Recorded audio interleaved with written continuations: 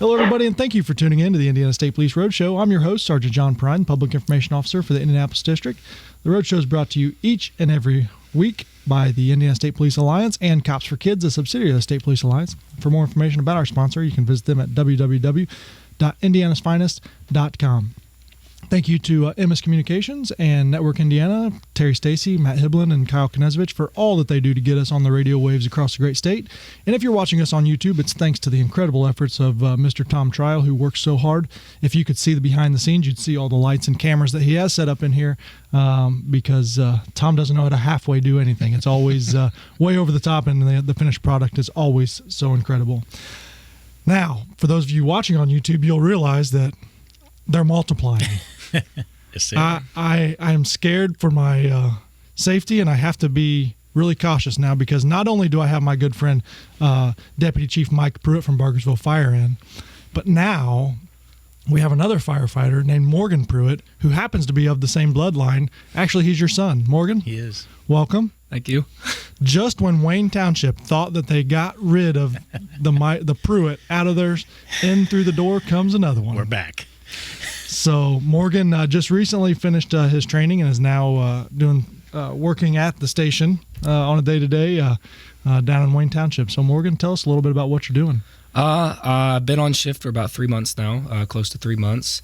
I finished up the academy in August. Right now they sort of have me and the other new guys floating around the different stations based on where we're needed or where they want to put us for that day. And so far it's been great. I've been working with just wonderful people, and it's a really cool experience getting to work with the people that you idolized growing up at the firehouse. So that is cool. You spent your entire career obviously hanging out at firehouses, and your dad was a member of not only Wayne Township but BARGERSVILLE for a long time. So that's obvious. But I got to know, have you had a chance yet to actually spray water on a fire? I have. I've had a couple chances.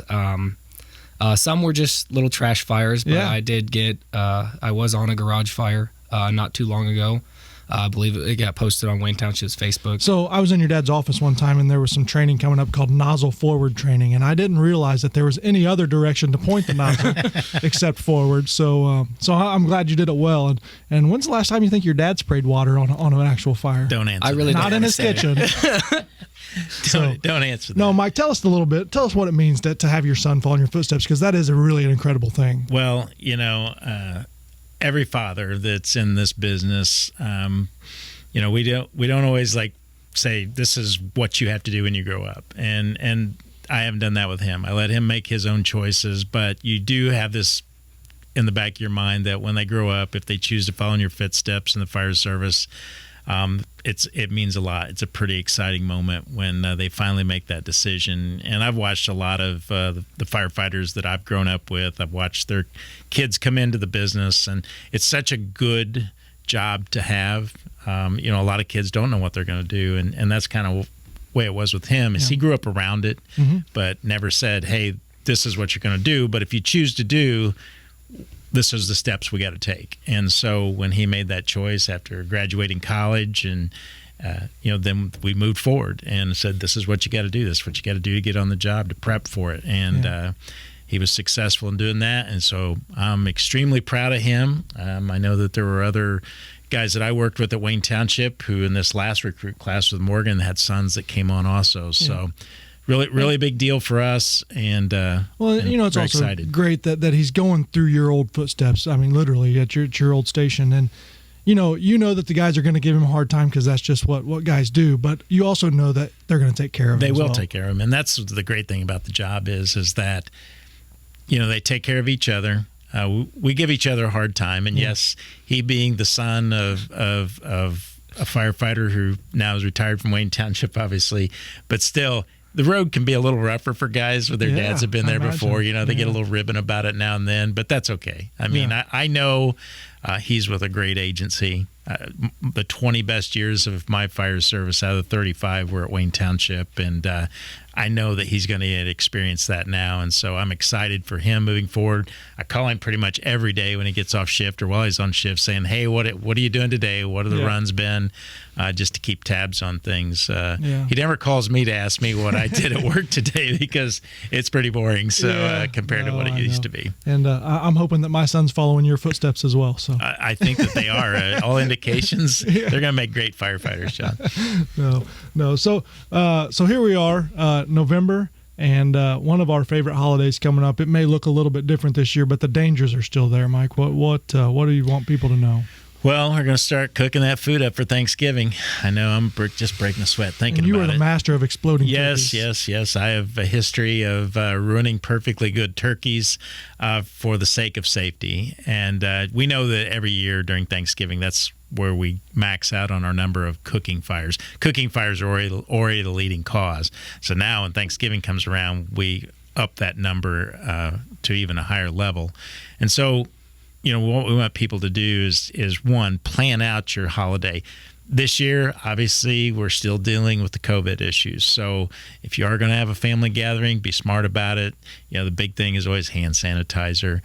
We know it's hard to keep that social distancing, even though we encourage it. We know that maybe we have seniors in our family that we get concerned about with COVID. And so, think ahead, plan ahead. Try to find, you see people coming up with alternative ways to celebrate holidays and still make them special, even in the face of COVID-19. So pay attention to what's going on. Pay attention in the kitchen. Don't leave things unattended. That's where we tend to get in trouble. Watch the little ones running around. That's always an issue, and keeping them clear of the kitchen. Make sure when you prep your food, it's kind of funny is a lot of people think that the food dangers may come from setting your house on fire or cutting yourself with a knife or something like that, but actually food preparation can be huge. So, when you prepare a meal, make sure that you're doing it, washing your hands to keep everybody healthy, because we're also moving into flu season here. Yeah. So we're stacking that on top of COVID-19, and so it could be very challenging, but there are just many things to do. If you're going to deep fry turkey, don't. That's what we always recommend. Don't deep fry turkey. There's the infrared cookers out there that, I'll be honest with you, cooks a turkey just as good as what a deep fryer. But we know people are going to deep fry them. Sure. And when we deep fry them, don't be deep frying them in your garage. Don't be deep frying them on your wooden deck. Make sure you thaw them and dry them, because every year that's what I try to demonstrate is what happens when you use a turkey and put it in hot oil that's not been thawed properly, and you mix that water and oil, you're going to get a fire and could severely injure yourself or set your home on fire.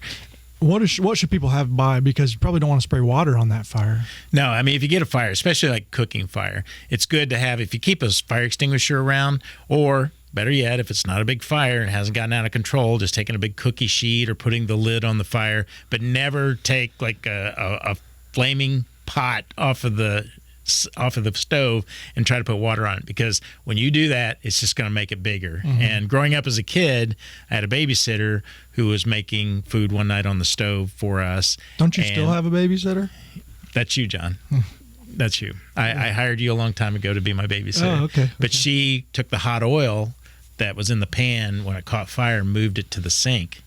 And it caught fire and burned her hand. She had like second, third degree burns on her hands. So that stood out with me growing up as a child, just at an early age, of what can happen in a case like that. So Morgan, are you working on Thanksgiving? Do you know yet? I'm not working on Thanksgiving. Oh, no. So you're not going to get to respond to on Thanksgiving Day, but it's kind of a holiday that expands more than one day now, so you'll probably get some cooking fires. Especially in the fire service. If you're in public safety, your family gets used to spreading the holiday out over several days so that you can get everybody together. And so been used to that, grew up with that. And so now Morgan, we're going to have to adjust things around him. The other thing outside of cooking dangers that we deal with every Thanksgiving, and maybe more so this year than a long time, is traveling, people hitting the roads. And of course, people will be flying and all that, but when it comes to hitting the roads, we want people to remember everybody that's on the road wants to get to their destination safely. And so if you're out there driving recklessly or carelessly, not only could you ruin your day, but somebody else's as well. So make sure you're wearing your seatbelt,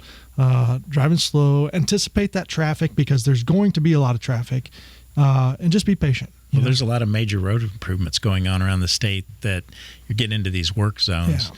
And, you got to slow down the work zones, even though people may not be working on the holiday per se. Still dangerous. It's tight. You got to slow down. And nobody wants to scrape green bean casserole off their back floorboard. So, they don't. I mean, if that's your only motivation, don't spill the green bean casserole. You will not be popular at the family get-together if you take the Now, be foil honest, off Mike, if you spilled the green bean casserole on your floorboard, would you put it back into the pan and take it in? Depends on which family members I'm going to. Yeah. I'd have to inspect it, see if any carpet fuzz in it. Yeah. I think the 5-10 second rule if you scoop it up quick enough. So at the Pruitt household, are you guys going to have turkey and then the regular deal?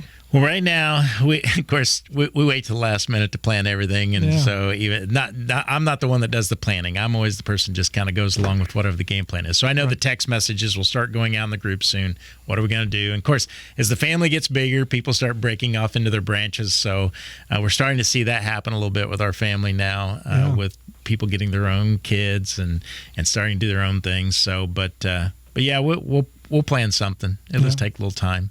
And will the turkey be deep fried?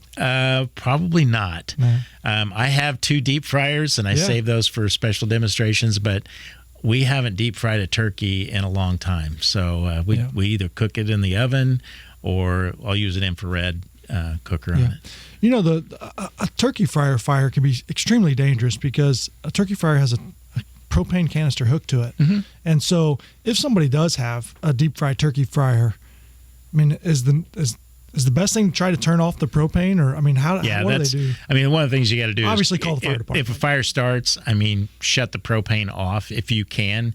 Don't go running up there if you've now set your whole deck on fire along with the cooker and it's out of control. You need to call the fire department right away, and you got to be careful, like spraying water on with the hose too, because it's going to add to that hot grease.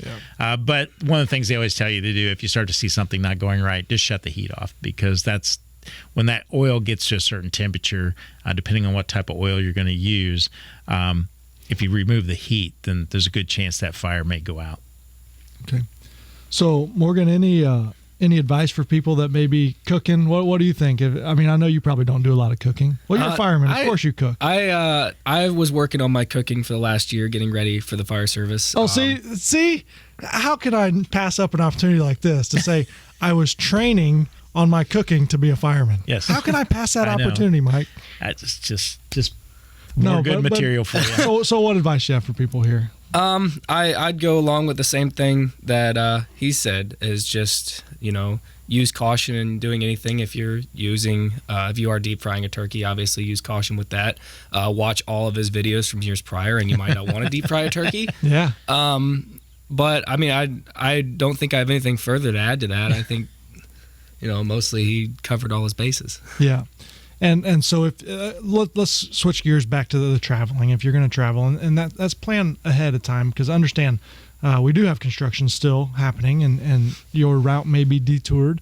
But just again, put the seatbelts on, make sure everybody in their car is wearing a seatbelt, drive slow.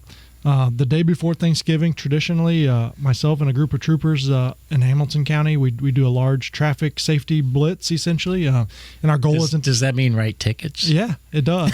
But our goal isn't... I like traffic safety blitz. Our goal isn't to see how many tickets we can write. Our goal is to provide a high visibility patrol, and we want people to see us out there working, so that maybe through that voluntary compliance of them driving a little bit slower will help. And make sure to drive slower so you don't see John at your window. That's right. If you get a ticket from the PIO, I'm going to tell you right now, that's bad.